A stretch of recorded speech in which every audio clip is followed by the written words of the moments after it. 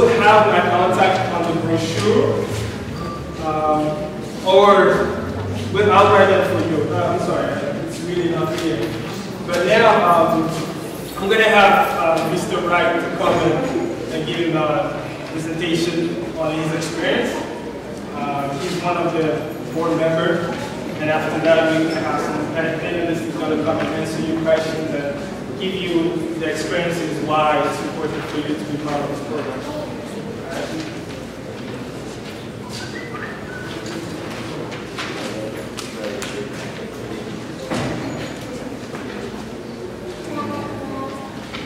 So that might be a little better. People in front. You can see it right there. It's always the person sitting in front. How's everybody doing? Come on, it's hot in here. It's Saturday. I'm listening to NCAA games. How's everybody doing? So my name is Wright. I sit on the board of the UrbanApps and Maps program. I've been on it for a year. After I saw what they were doing, we sat down and came up with an idea to do these sessions to really give not only the kids but the parents an understanding of why it's so important for you guys to sign up for this program. And I want to walk you through that based on my own experience.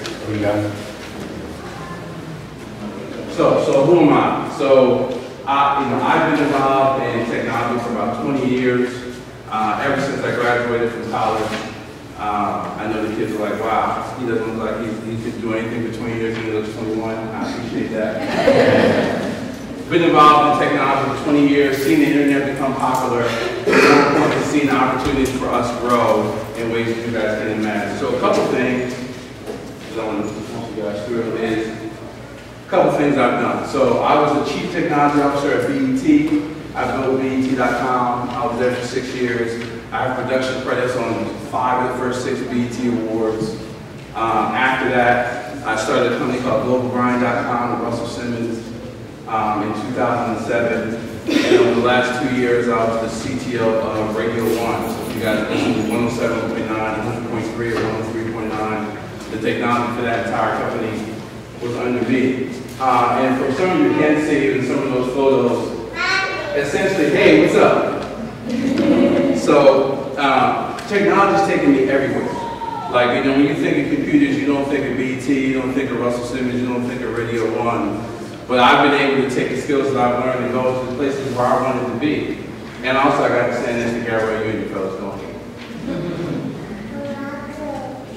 I was also part of a few TV appearances. I've actually been on Run's House 3 times during my time as the CEO of Global Grind. I was on the CNN Black and American Special with Sola O'Brien talking about blacks and technology out in California. So again, all because I know how to use a computer, I've been able to do those things. So I show you guys that, not to brag and to boast, but to get you guys excited about how big this opportunity is and all the things you can do with technology. But the thing I really want to talk to you guys is where I'm from. So I'm born and raised Trenton, New Jersey. Trent, T-Town, raise it. I saw the hand back there. Born and raised Trenton, New Jersey. My father was a habitual gambler. I can remember waking up in the middle of the night and watching him steal money from my mother. My mother, when she died when I was 22 years old, was making $23,000 a year. And I remember that correlated with the fact that my father wasn't adding value into the home. I was the first member of my entire family to graduate from college. And I say that again, that a lot of times when we get described, that's the description that people like to give of us, right? All our struggles, all the things that we're lacking in lives. But I can also tell you at the same time, I've never spent a day in public school. My mother put me in every program your parents try to drag you to, my mother dragged me to. Saturday mornings, Sunday mornings, taking tests, etc., to give me every opportunity, things like this. She found some way to give me a computer. The parents in the house, where I remember, it's called a Commodore 64 that she bought from somebody, and I used it, right? And I say all that to say is that my family, just like your families, how many parents are here today? So just like your families are trying to do great things for you, this is an example of something that you guys can do that can really change your life. And I also show you this because I think a lot of people go and they do talks and they do speeches about, I'm the president of this, I'm the CEO of this, I've done this, I've done that, but don't many people tell you about, look, I've had struggles too, I've come from things, and I want you guys to understand that, because if you can see that I've had a lot of similar struggles, then you can see yourself in a lot of my successes. So, why is this Urban Apps and Maps program important? It's important because you guys may not realize it, but technology is moving faster than ever. It's becoming part of our everyday life. Like, you know, I'll share with you some of these dates, you may not be able to see them. But before 1998, Google didn't exist. How did you find anything before you had Google? Just say bad. Just say bad. Exactly. Before 2004, no one ever got pulled. Facebook didn't exist. Before 2006, OMG, LOL, Twitter didn't exist. Before 2007, we had to play words by ourselves because Zynga didn't exist, so we didn't have words with friends. Now here's another one. In 2009, the guy that created Twitter also created another one that you may not have heard of called Square, which is basically a device that you plug into your phone and you take a credit card 5 minutes later. So you sell the mixtapes, you're selling t-shirts or whatever, 2 seconds later you're taking credit cards from people and you rock and roll. And they do about $140 million in transactions every day. Before 2007, this didn't exist. iPhone. How far can you go without seeing somebody with an iPhone, a Samsung, etc.? Didn't exist in 2007. Now, the younger kids will know these. 2009, the WhatsApp, which is a texting app. 2010, Instagram, built by 2 people, bought a year and a half later by Facebook for $1 billion. Snapchat, 2011, last year, about 2 months ago, they turned down a $3 billion offer to get bought. So I show you this to show you that these things are being created every day. There's opportunities for people. Now here's the challenge. None of these were created by black people, but they're all used by black people. So we know what's hot, we know what's trending, and we need the skills to insert ourselves in that timeline. Now here's 2 more items. You guys have been to the gallery, you've been to different malls, and you know people shop with. What if there was an app that somebody could take a picture of somebody they see shoplifting in one store and then it immediately got pushed to all the other mobile devices and all the other stores, so you know exactly what that person looked like, you know, what they had on, etc. That's huge, right? What if there was an app that you could go on Google Maps and you could find out where your favorite food truck was today, you can find out where the best bodega that sells that juice you like, or you can find out the areas that you don't need to go into after 8:30. 2 great apps, right? Those apps are thought of by kids in the Urban Apps and Maps program. Wow. It's real. It's real. So why am I passionate about this? I'm passionate about this because the parents will tell you, we're losing right now. If you look at unemployment rates for whites are here, unemployment rates for blacks and Hispanics are here. Any city you go into. So you kind of start to see that there's 2 different worlds. There's the world of opportunity that we take a part of every time we download an app, every time we log into one of these programs. But then there's the world of our challenges and struggles. So we need to bridge that gap. We need to close the divide and get connected to those opportunities. And this program is going to allow you to do that. So you guys may or may not have heard this term called digital divide. So when that term first came out, it was all about some people have access to the internet and some people don't. But we all kind of know that if we really want to, whether it's on our phone, I just saw a whole room full of computers back here in the center, that we all have access to the internet. I actually believe that the new digital divide is all about perception. So this picture I have up here is of a sunset across the ocean. And I use that to illustrate that that's how mainstream America sees opportunity. They're building businesses, they're creating money, creating wealth for themselves. They basically feel like, especially with technology, they can grasp anything. Now the challenge for us is, in our environments, a lot of us are only able to see that much opportunity. Your parents are trying to get by day to day, trying to create the best environment for you they can. And sometimes when you focus on daily struggles, you can't even see the opportunities that are literally to the left and right. That's what we want to change. We want to widen your perception of what you can and can't be so that it doesn't end up looking like that. No. Now the flip side is, I want to tell you, is that narrow perception is unfortunately how the world sees us when it comes to technology and our ability to be involved in all of those things that I told you. They don't think we can do it. They don't think we're interested in it. They think we like Facebook, but we don't want to know how to build the next Facebook. We got to change that. Here's an example. So that picture you can't really see, but you can see is from a New York Times article that was talking about how they introduced computers in a new school. Now I'll give you, the people in front can tell you, it's a black girl and a black guy on a computer, and they both look real confused. They got screw faces on, like they don't want to be there, like that computer is smacking them in the face every time they sit there and look at the screen. Now the flip side is, this is a picture from the same article, which is 4 or 5 white kids in front of the smart board, loving technology, just soaking it all in because that's what they do. The misperception about our desire to be involved in this technology landscape is real. And you guys have the opportunity to change that. Remember that wide perception. We want to create better perception on both sides. I want to give you guys a wide perception of what's available to you. I mean, I'm addicted to opportunity because I know all the things that are here. Before I leave today, I want you guys to all be addicted. I want you pushing each other and shoving each other to get at those computers in the other room because you realize there's that much opportunity. And then the flip side, I want people to know that we're natural born entrepreneurs. 2 quick stories.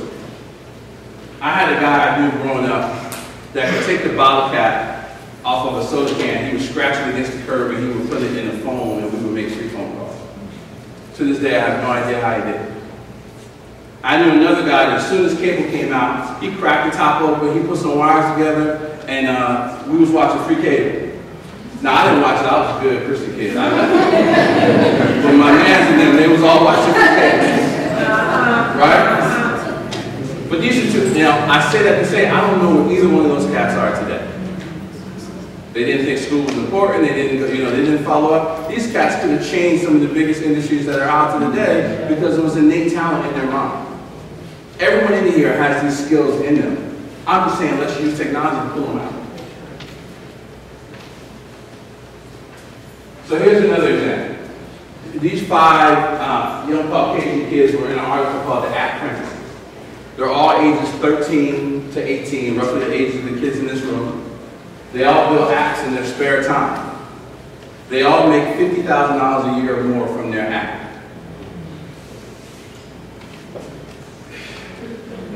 Yeah, I'm gonna let that soak for a minute. Let it marinate. Some of their responses were, it was cool to do. It was nice to see people download my app. I might build another one. Here's a real life scenario. You want to go see what's out what came out yesterday? Divergent? I don't know. And your mom's like, no, you're not going to see Divergent. And you're like, Mom, super real, I made $50,000 from my app. I'm going, I'm taking my friends, I'm taking their friends. We've rented the first 2 rows out for them. This is happening right now.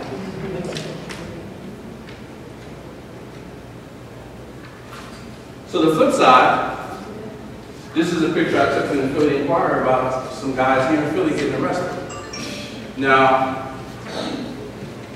I usually ask people, what's the difference between these guys and those 5 guys I showed you? I say nothing.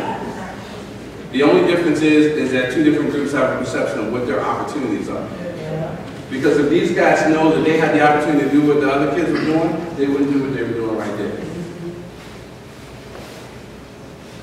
And you guys are already winning. You're willing to come here on a Saturday afternoon to hear us talk about this program when there's 1,000 other things you could be doing. You're starting to see that perception is getting wide. So look, I call it environmental constraints, right? Because how many times has somebody come into this center and told you guys about these opportunities? None. So I don't fault you for not knowing. I will fault you that when you do know, you don't take advantage of it. Because the only way we're going to change these environmental constraints is, for example, like me, that once we find them, we tell everyone. I left my job and started my own company so I could spend all my time telling everybody. Because I'm tired of being solo Negro in the room.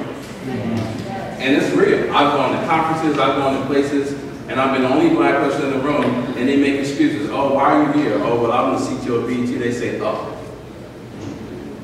when I've been doing it longer than half the people in the room. My goal is for us to no longer be an anomaly. When we see something that we think has value and can change our lives, we go after it like crazy. I'm just opening your eyes to something new. And when we look at it, when other people look at it as constraints, I look at it as opportunity because we know how to make ways out of no way better than anybody in the world. And I'm telling you that you can use technology with those same ideas and create things. Like I said, those 2 examples of apps I gave you from the program, those 2 groups didn't even know how big that is. Shrinkage in retail is a $4 billion industry. That's how much goods are stolen from retail stores on a yearly basis. So they came up with an idea, just because that's what they know, that could solve a $4 billion problem.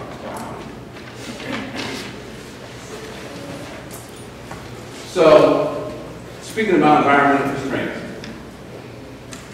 this is the guy who founded the WhatsApp app that was recently bought by Facebook for $19 billion.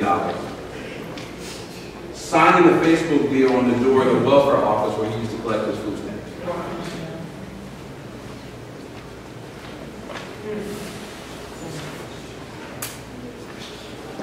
I'm gonna let that marinate. Again, I think that's a marinade right there.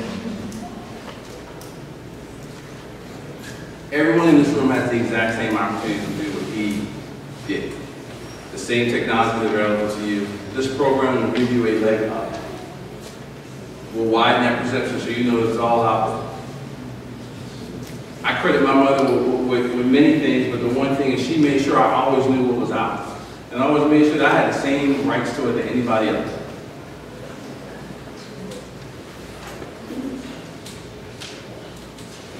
So how many people here have ever had an idea?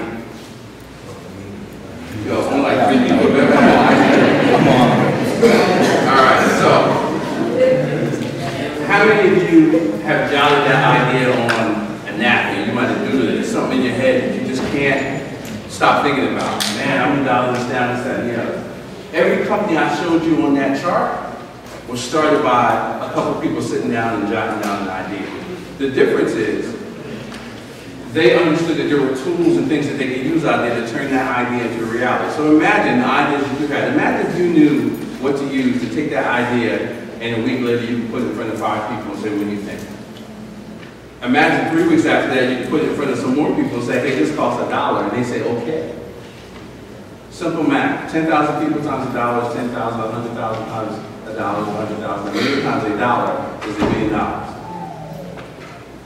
There's 30 billion people on YouTube. So if you get 0.001% of those people to use what you build, when you start thinking of it that way, it's not that hard. Why wouldn't you want to try?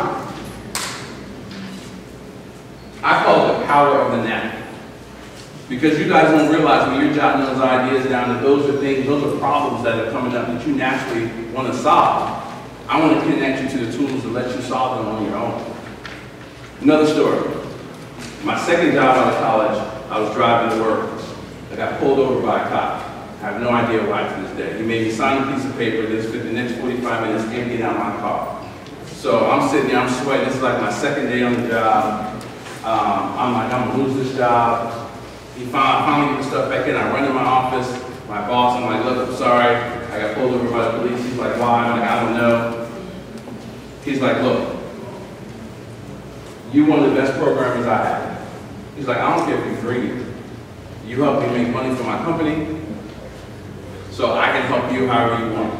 So I developed that day what I like to call technology swag.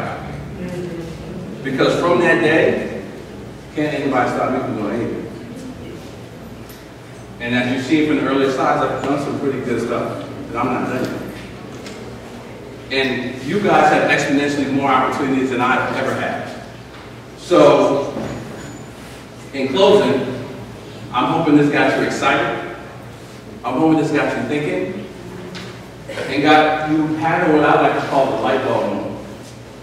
Because when you have that light bulb moment, you can't go back. You can't go back and say, oh, I don't know if there's an option for me to take this idea somewhere. I don't know if there's something I can use to build that business I always wanted to do. So I hope you guys sign up. Thank you.